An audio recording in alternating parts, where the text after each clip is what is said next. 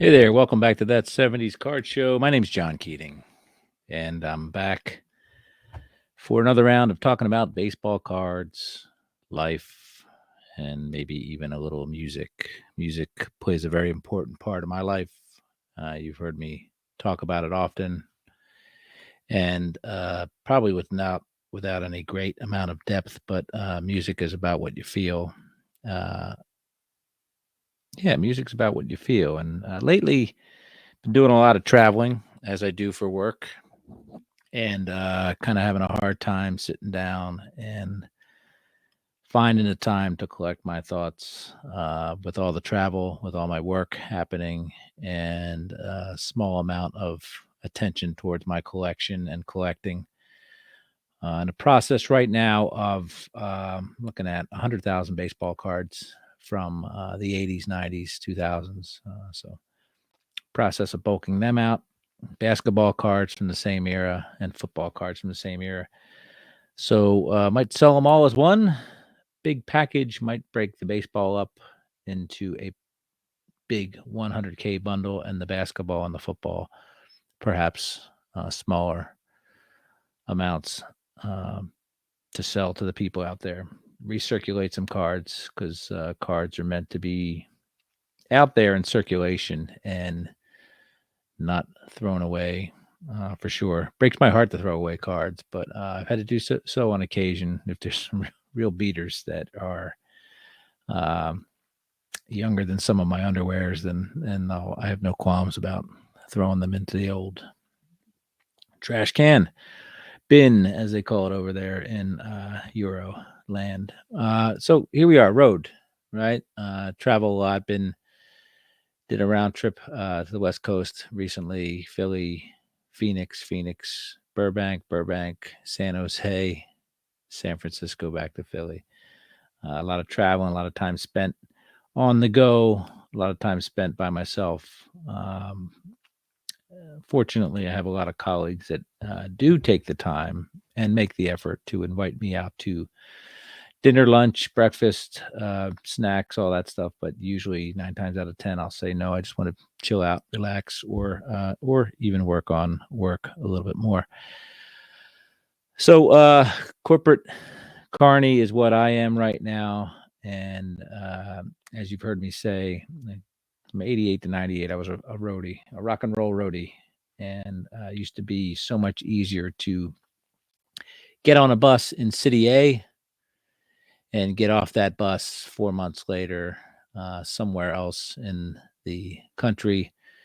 So imagine my life right now is filled with airports, lounges, parking, rental cars, hotels, all that fun stuff. Imagine getting on a bus for the first time on a tour and not knowing anybody, and you're going to work for 16 to 18 hours a day with somebody. Then you're going to get on a steel horse and ride and go to the next town and live with these same people you work with. Your only commonality is your current employer and what you're going through. So I guess it's a lot like the military. You get thrown into stuff and you sink or swim, you adapt and all that stuff. So used to be so much easier back then. Get on that bus, your laundry's taken care of, you get your 3 meals a day, uh, maybe a hotel once or twice a week, uh, and then blow off a lot of steam. Usually on a Monday night, perhaps a Wednesday night in a town far, far away, like Winnemucca, Nevada, where you blow your entire week's per diem at the high heeled ballet and get back on the bus and do it again over and over again. They say the road ain't no place to start a family, but fortunately for me, I've been married 33 years. My wife also traveled a lot for work as a professional dancer, the real kind of dancer. And she kind of understood until the kids come along, and they're not quite as understandable, rightfully so, when that happens. But here I am doing it again. Maybe someday I will talk to the folks about my more in depth about my life on the road, show some of the backstage passes, which are just as exciting to look at, maybe as some baseball cards or football cards. Um, really is. really is quite a trip, that lifestyle. It's a little different now, a little bit more evolved, a little more professional. Most of the people now are jacked up on Starbucks instead of something else. And it's a real admirable and well-paid position. I used to try to calculate my hourly rate, and it was minuscule, obviously below minimum wage, and that's just hourly. It doesn't include overtime, double time. So tough life. Glad I did it. Wanted to be a roadie from the time I was 10 years old, and I got to do it. Many songs have been written about the road. And most of them are accurate, obviously, because the people traveling those highways and byways are musicians, and nobody is more eloquent than maybe your Jackson Brown, who sang the Loadout back in the day from the Running on Empty album. There really is nothing like the high of the first house light cue before the headliner. There's a buzz, there's an energy in an arena. Then the lights go out, and then mayhem ensues. People are enjoying their rock and roll, or their blues, or their R&B. Everybody getting along fine, and then the house lights come up, and that's kind of what Jackson Brown sings about in the Loadout. From, like as I said, the album Running on Empty. Running on empty could also be an analogy for being out there on the road. So those house lights come up. The air is thick with expelled energy. Your cables have vomit and nachos and beer on them. And it's kind of probably the polar opposite of when those house lights go out 2 hours earlier. There is a letdown, and there is a energy that is slowly leaking out of a building.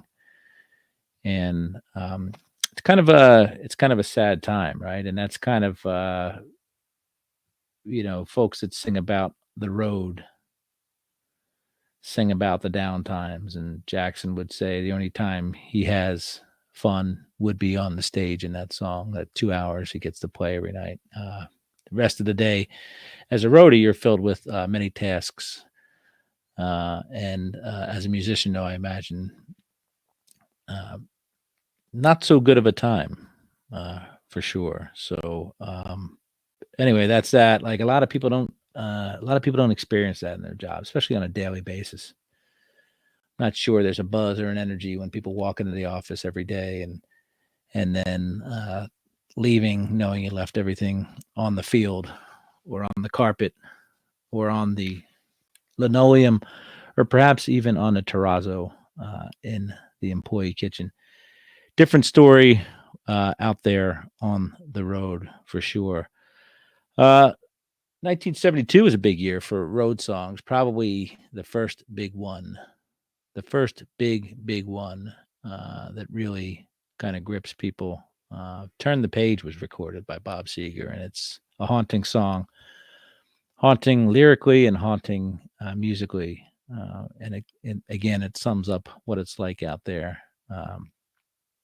Kind of confusion, disorientation, and a little bit of anger in there as well. I was imagine being a long-haired, long-bearded guy in the 70s and confronting people at truck stops, calling you a girl and stuff like that. So that song really encapsulates a lot of those generational side eyes and stuff like that. And it's kind of like the way the hobby is these days, I would imagine, right? Like I see somebody walking in with a Pelican case, and maybe I'm questioning that person's true integrity as a collector, as opposed to a businessman. So, a lot of side eyes in the hobby, of which I am guilty of throwing, and also receiving, because there is a generation who doesn't quite get what I get, or several generations don't quite get what I do and why I do what I do. And I can kind of understand that, but as they say, you can't help where you're from.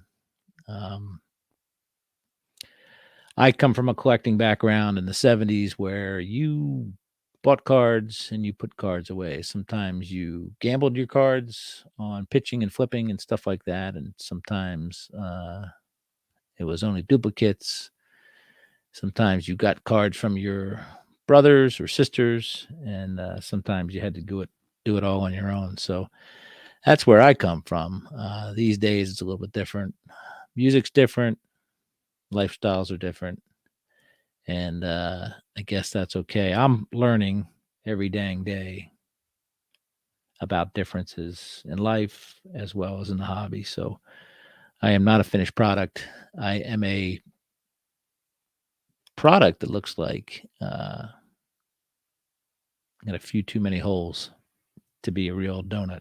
I'm sitting over there on the reject bin, but that doesn't mean I won't get in there someday and maybe become a perfect donut myself. I don't know why I'm talking about donuts at all, but talk about 1972 top set. Got it complete and pretty darn happy with my 1972 top set. My top set, as collecting wise, it's a like all my sets. I would say from the 70s, the 60s, the 50s. It's a work in progress. It is complete, but that doesn't mean everybody will make the cut forever.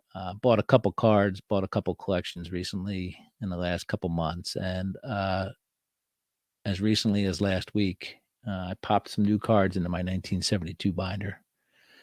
Just upgrading and taking the opportunities as they come to better my collection, but certainly gives me the opportunity to look at the cards a little bit more often. I have a lot of cards, but lets me look at, hey, let's look at those 1972s again. So great set we have here, 1972. Let me see if I can flip this open here. This is my binder. You can see I have a checklist there, right there, card number 4. And it's not perfect. Maybe I'll get a perfect card number 4. So as Bob Seger says, if you turn the page, folks, 48 times you turn that page, you'll get to page 49. 49, you say? 49, page 49 in my eyes is the greatest binder page ever made. Now you got to watch 1972 because 1972 does have some variations. Cubs in particular. I'll put those Cubs cards back to back when I have the variations, or maybe I'll throw them in the back. But you get the page number 52 right there, or I'm sorry, page number 49, and you get to see some dandy cards. Again, 9 cards, all thrill, no fill, as I like to say.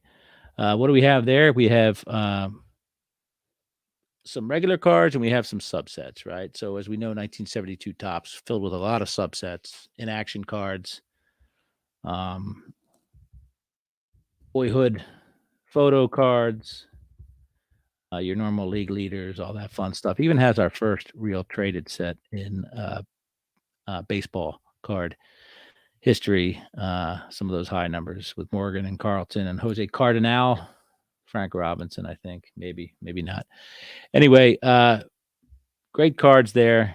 Card number 433 is Johnny Bench. Johnny Bench at that time, 1972, was the best catcher in baseball, and in the next couple of years would be considered probably the best catcher of all time, for sure. Johnny Bench, of course, born in Oklahoma territory, 1947. He was a baby boomer, still is, as a matter of fact. He's 75 years old right now. Johnny Bench gave it all. They tried to limit some of his the damage that he would incur. He played in the outfield. He played first base, all that stuff throughout his career. It wasn't just towards the latter years, but 17 years in the bigs. Of course, he played catcher for 1,742 games, but a season's worth plus at third base, almost a season's worth at first base, outfield. 111 games total as well. So Johnny got around, as they say. Again, considered probably the best catcher of the 70s, probably the best catcher of all time. Rookie of the year, 1968. Kind of a soft debut there, right? With 15 homers and 82 RBIs, batted 275, but really blew up in 70, where he hit 45 home runs, 148 RBIs. He was the MVP in 1972, the year we're honored by this binder page. He was also the MVP. 40 home runs, 125 RBIs. Retired 1983 with Carl Michael Yastrzemski. Went into the Baseball Hall of Fame in 1989, 431 out of 447 ballots. Don't know why you wouldn't vote him unanimously. His nickname was the Little General, according to Baseball Reference. One of those guys that did not, and we'll learn about maybe another guy here at the end, that did not have a real stage father. His father cared about his baseball career, but the extent of that was not being a stage dad. It was rounding up players to get teams going and stuff like that out there in Oklahoma. So two-time World Series Champione, 10-time Gold Glove, 14-time All-Star, again, two-time MVP of the National League, and he was a World Series MVP. Wore the number 5 there on the riverfront, and boy, what a great player Johnny Liebench was in the 70s, and considered one of the greatest of all time. His in-action card number 434, beautiful card. As we see him throwing it up in the air in action, some would say, some who weren't there would say, what's the big deal? But again, in-action cards or action shots were a big deal in 72, coming off their debut 1971. So card number 435, what more do we need to say? I've done many tributes to Reggie Jackson, probably throughout the history of my podcast. Reginald Martinez Jackson, Oakland A's. I think it might be the last time we see the big vests there from the old school 60s uniforms left over. Reggie Jackson sporting the old helmet, the old uniform, all that fun stuff. I lied to you. Reggie Jackson's 1973 card would also have a vest. So Reggie, probably the second greatest baseball player to come out of Philadelphia, possibly the best, depending on how you feel about Roy Campanella. He was a first-round pick for the Kansas City Athletics, second overall, out of Arizona State. Now, Arizona State is where he went to school on a football scholarship, kind of worked his way into the baseball team as well. Didn't take him long to come to the bigs. 66 he was drafted and made his debut June 9th, 1967 at age 21. Reggie was a tough SOB. Comes from Cheltenham. It says he was born in Abington, but he's from Cheltenham, which is a couple blocks away from where I was born, outside of the city limits. I was born right on the edge of the city limits in the Olney, East Oak Lane section of Philadelphia. Lived there for 6 years. So Reggie, kind of a local legend. Again, Cheltenham High School. Father was raised Reggie and a few of his siblings on his own. He was a tailor, I believe, and spent a little time as a guest of the government during Reggie's later teen years due to a, I guess, operation where he decided to brew his own adult beverages. Mr. October was and is considered by John Keating to be the best player of the 1970s. 5 rings with 2 different teams, 3 with the A's, 2 with the New York Yankees, of course. Very controversial gentleman. Hall of Famer. Why would he not be a Hall of Famer, right? Played his last game in 1987 at the age of 41. 396 out of 423 votes in 1993. To the Hall of Fame, Mr. October, Buck, Jack. He had all sorts of fun names that he accumulated along the lines. 39. I'm sorry. He wore number 9 in Oakland, but then 44, obviously, later in his career. Could not wear number 9 in New York for obvious reasons. 2-time Silver Slugger, 14-time All-Star, 2-time World Series MVP, MVP in 1973, I believe. 563 career home runs. And if you like WAR, he was at 73.9 on the WAR scale, which is right around Johnny Bench's 75.1. The all-time Major League Baseball leader in career strikeouts, 2,597. Reggie didn't care if he swung and missed. He just wanted to hit the dang ball. Again, 563 career home runs, 1,702 RBIs, 1 or 2 or 4 great tackles. When the Yankees won the World Series in 1977, as he was coming off the field, right field, middle of if you want a good time, right? This is Reggie Jackson just dings 3 home runs on 3 pitches and if 3 swings. I always say it was 4 home runs on 4 swings because the night before he hit it, a game before he hit a home run, walked his first time at bat, looking, and the next game, and then bam, 3 swings, 3 home runs. So 4 swings, 4 home runs in 77 World Series. Dramatic Reggie would come off the field in the top of the 9th inning in 1977 to get himself a batting helmet in the middle of the 9th inning so that he was ready for the gladiator games that would ensue once the fans start running on the field. Go watch that video of Reggie coming off the field, 1977 World Series clinching victory at Yankee Stadium. You'll have a good time watching Reggie look for people to bowl over, mow them over, and put them in the ground. So Reggie, one of my favorite players, lots of swings, lots of misses, but lots of home runs as well. So Reggie is in action in card 436. He's got the white sweater or the white vest on there, which is pretty cool. Green sleeves as well. So pretty cool young Reggie Jackson cards there. Next card is card 437. Card 437 features the Maury Wills. Maury Wills, obviously known for stealing bases and all that stuff. So Maury was born in the D.C. area, Anacostia, I think. His father and mother went yard at least 13 times because he's got 12 siblings. He's kind of right in the middle there.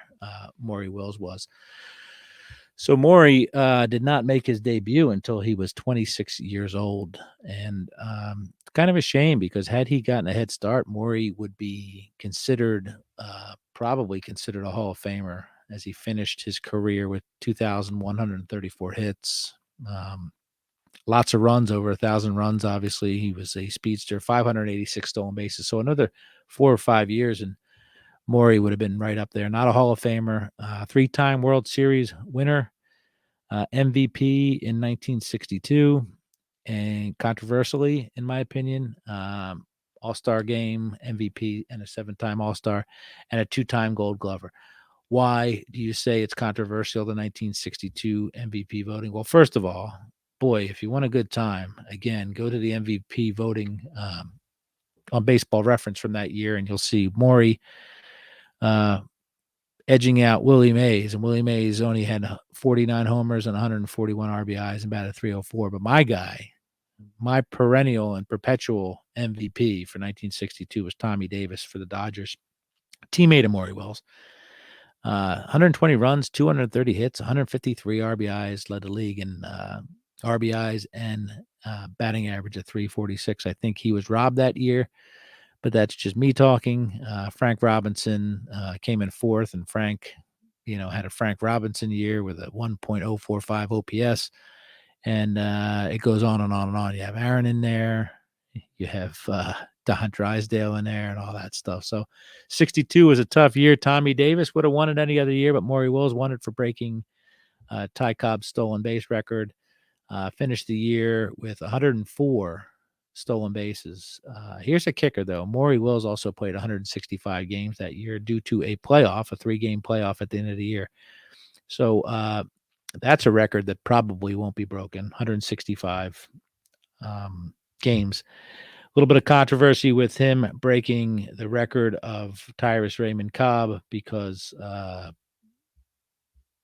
Cobb did it in X amount of games, and Maury Wills had more games, obviously. And then somewhere along the line, they figured out that Cobb actually played an extra game as well. So good times back then. 104 stolen bases, caught 13 times, I think it says. So Maury Wills would go on to play for Pittsburgh, and then he would get drafted by Montreal in the expansion draft. Again, a decent career throughout. Came back to the Dodgers at the tail end of his career. Career 281 hitter, and you can count on Maury Wills to bang out 270, 280 every year while leading off. So led the league in stolen bases 6 consecutive years from 1960 to 1965. So Maury Wills, the Foyer of Fame guy there for sure. Had some issues later on in his life with the cocaine and other things, and went on to manage the Pilots, not the Pilots, the Mariners. And apparently he didn't do a very good job. He would forget to have pitchers warm up, relief pitchers warm up, and then go out to make a pitching change with nobody having been warmed up. Tactical errors, all that fun stuff. So Maury didn't do so good in the managing department, but definitely a great legacy there on the base path. As a manager, he was 26-56 for Seattle in 1980 and 1981. So not too good there, Maury. His son Bump Wills, of course, cover boy for my favorite ever error card, the 1979 Topps Toronto Blue Jays Bump Wills card. Maury Wills, full name Maurice Morning Wills, and he was a speedster for sure. We'll talk a little bit about the rookie cards of these folks in a little bit. Maury's in-action card is card number 438. He's shown batting. It would have been nice to show him probably on the base paths, but maybe they couldn't catch him with the speed film they were using. Yeah, he's clearly shown there in Candlestick Park, it looks like, at bat, batting right-handed. He was a switch hitter, so we caught him batting right-handed. So next card number 439. Now, this guy, Billy Williams, is one of my top 2 all-time photogenic baseball players. Billy Williams, part of the Mobile Mafia, Hank Aaron down there, William McCovey, Ozzie Smith, Billy Williams. Mobile, there was something in the water for sure. He was born in 1938. He's currently 85 years old, 128 days. Still going strong, Billy Williams. Great smile, great cards. Head scratcher because he was part of a team that included, in the 1960s, Ron Santo, Billy Williams, and Ernie Banks, 3 Hall of Famers, and later on Fergie Jenkins, a 4th. And they didn't really have a lot to show for it. In fact, Billy Williams spent most of his career not playing in the postseason, and it wasn't until he signed with the A's in 1975 that he got a crack at it. Played 3 games, didn't get a hit. So Billy Williams' illustrious career there in Chicago, playing probably second or third fiddle to Ernie Banks and Ron Santos. Sweet swinging Billy from Whistler. He's from Whistler, Alabama. Rookie of the year in 1961. So lots of rookies of the year on this squad so far, right? We had Maury Wills did not win Rookie of the Year, but we'll talk about that again. Bench won Rookie of the Year, and Billy Williams, Rookie of the Year. 1961. So 25 homers and 86 RBIs that year. He would play again there in the Wrigley, 6-time All-Star, won a batting title.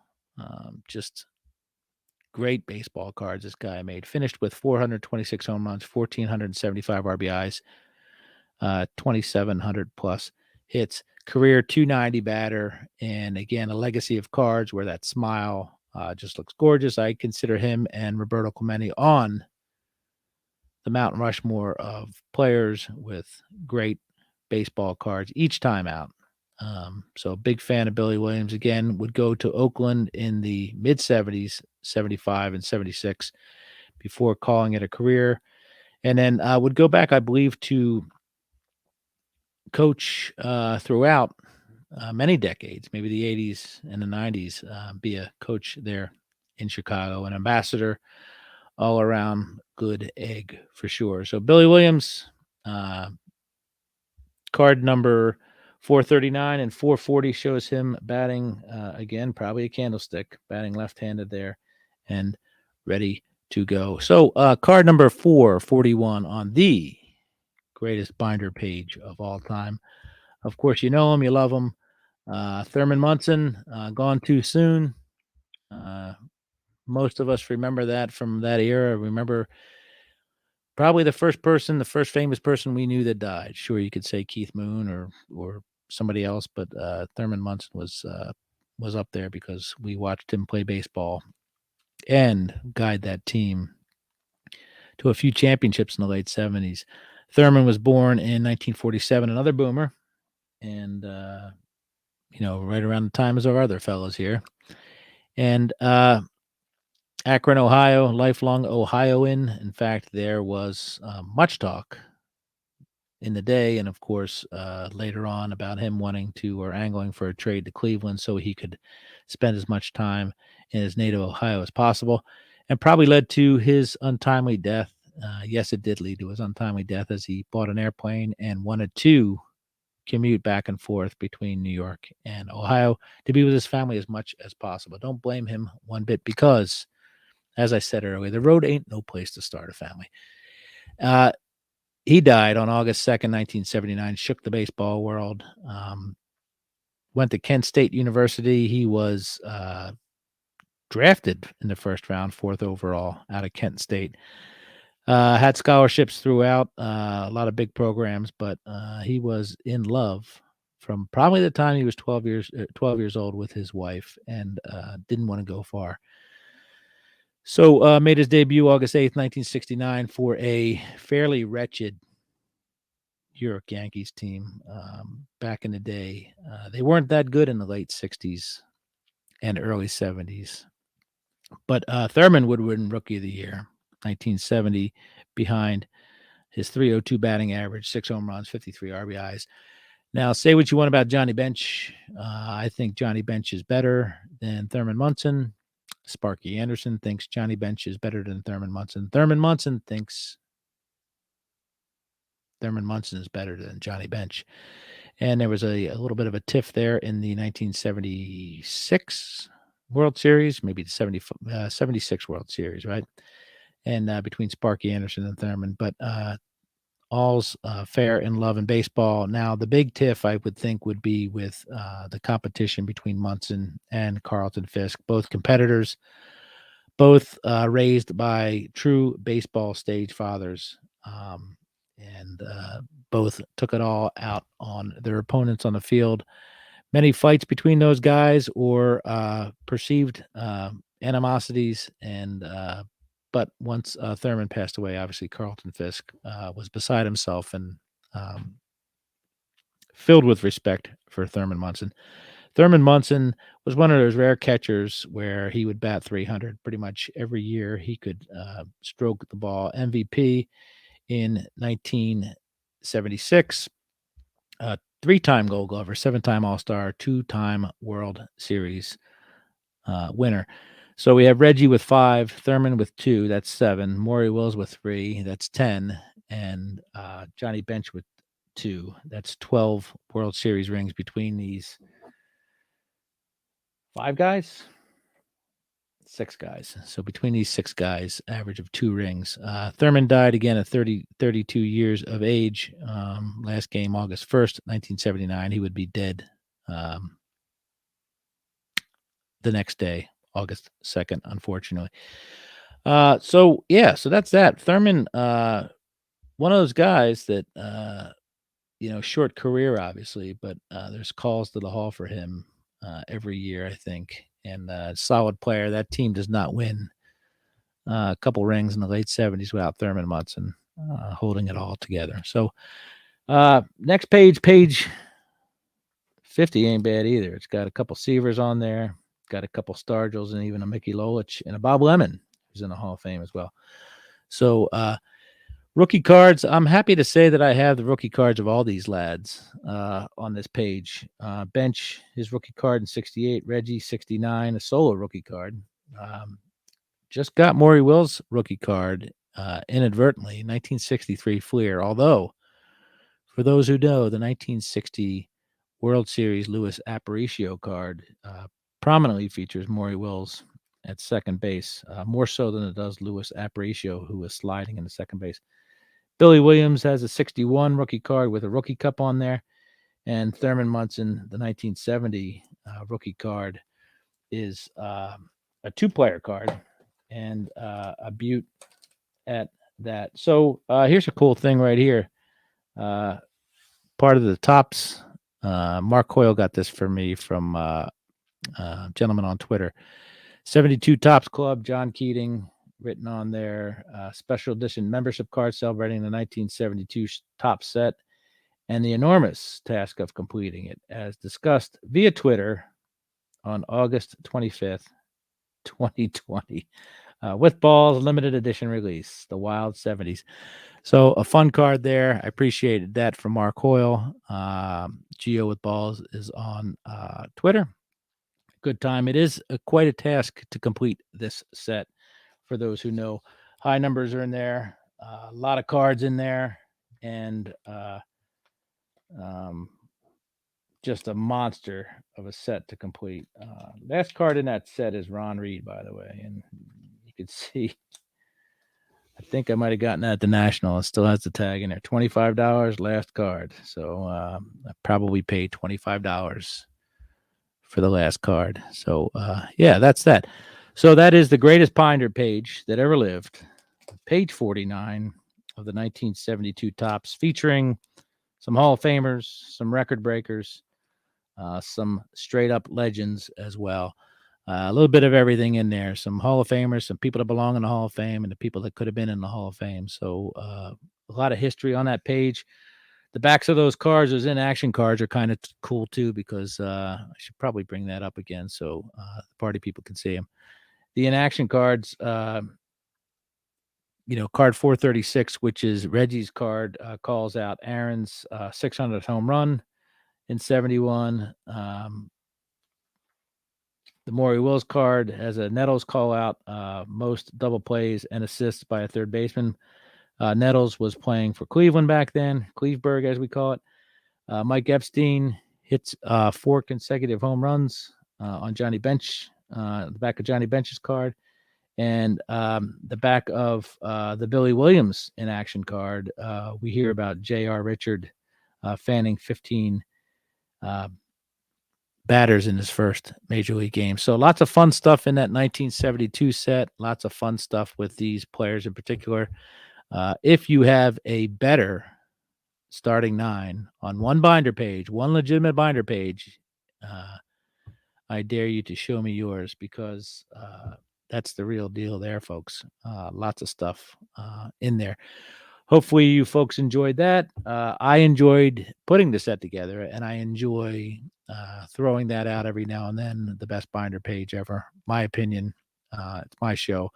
So obviously I'm right on this show. Out there in the street, I can't make any promises, but go get yourself some 1972 cards, right? They're awesome. They're great. All that fun stuff. So that's about it on that. This show obviously didn't set the world on fire with the amount of knowledge dropped or the creativity, but I appreciate you folks letting me turn the microphone on, put some film in the camera, and talk some cards, talk some life, and all that fun stuff. So hopefully everybody's having a good time out there. This is the greatest time of year for sports fans. Obviously, there's some promise for hockey fans and basketball fans, and college basketball's around the corner. College football's in full throat with many undefeated teams. I think Haven't checked the scores today. Championship series are happening in each league. NFL is at a fevered pitch. So good times right now for all, regardless of what your jam is. Enjoy that stuff. Leaves are falling. Candy is going to be handed out in a couple days, and can't hardly wait. So anyway, as usual, be safe out there, everybody. Enjoy collecting, and more importantly, please, please, please, please, please enjoy your collection. Peace to all.